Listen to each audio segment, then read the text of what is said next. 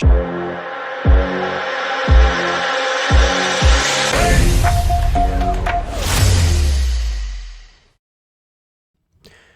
everybody, this is James with WSTrades.com. I want to provide a few updates here. The first thing I want to talk about is Jasmy coin. So I did see this was a hot trending ticker this morning on YouTube, and I found this article here from investingcube.com. It says Jasmy coin price prediction. What is Jasmy and is it a good buy?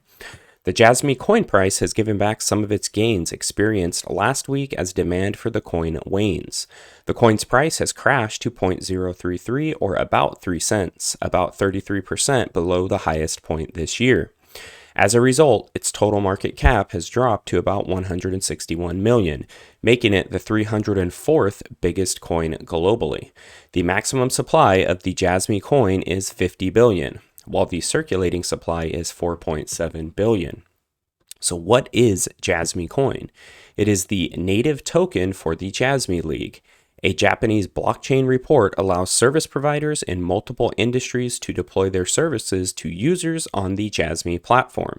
As a result, they don't need to store their clients' data in-house, which will help them save money and increase security. Therefore, the Jasmy coin is the native token for the ecosystem. Companies use the coin to pay for data storage and other popular services within the ecosystem. Also, data utilizers can make secondary use of the data on the Jasmy platform to improve their businesses. It is still unclear about the number of companies using Jasmy in their ecosystem. Like all cryptocurrencies, the Jasmy coin price jumped to an all-time high in 2021. At the time, it reached a high of 34, almost 35 cents as more users embrace the token. Yeah, what a collapse from 35 cents down to 3. However, it then crashed hard during the ongoing cryptocurrency sell-off as investors worried about the network's growth and the actions by the Federal Reserve. So there's a price prediction section here. It says, turning to the daily chart, we see that the Jasmy coin price has been in a strong bearish trend in the past few months. It has fallen by more than 90%, bringing its total market cap to about 161 million. However, the coin has recently crawled back and risen by over 300% from its lowest level this year. It has moved from a low of 0.0075 to the current 0.032. Along the way, it has managed to move slightly above the 25-day and 15-day moving averages.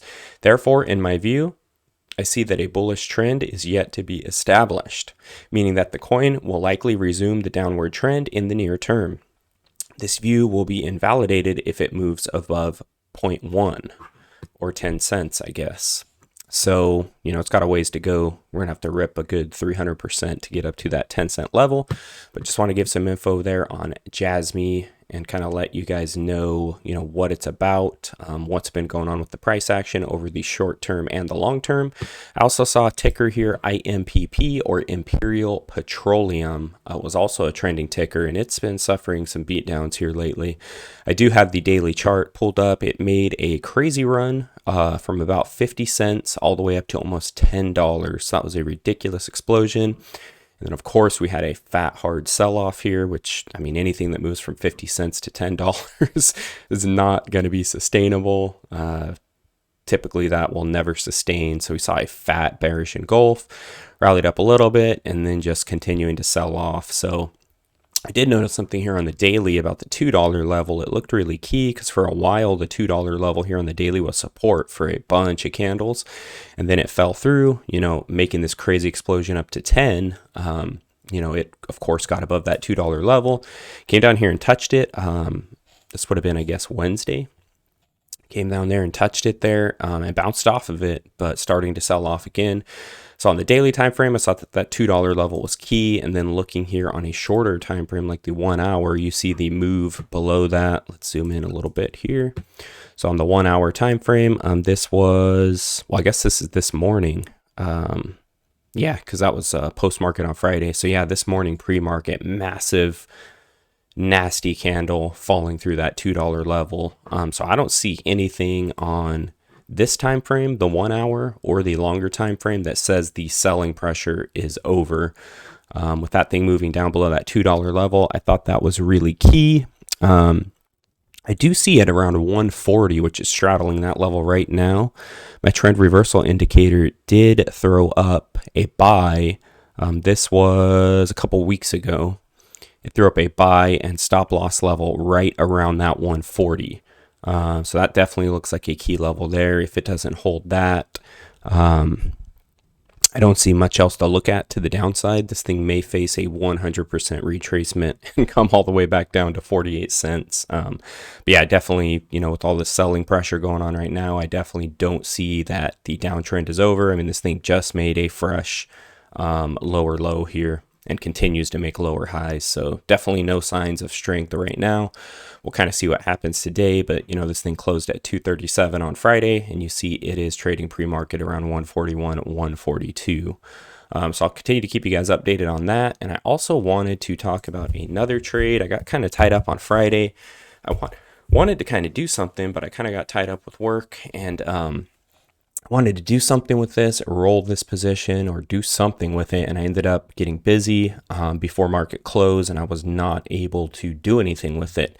And this is XLE, and this is an energy ETF, and this thing has been on a rip. So I sold a 62 call, and this thing just ripped and blasted through. So it was really deep in the money. I think when I was looking at rolling it on Friday, I want to say it was claiming I could get a small credit to roll it, but then when I actually put the order in, I couldn't get filled on it. And then I was trying to decide, what am I going to do if I can't get filled at a credit? Because I definitely would like to hold this for the long term and hold this a little longer to see if the oil markets, energy markets will kind of collapse, because even on the weekly time frame here, we are still overbought. So things are really cooking. I know that doesn't look like there's any end in sight right now for higher energy, and especially like higher oil prices with what's going on.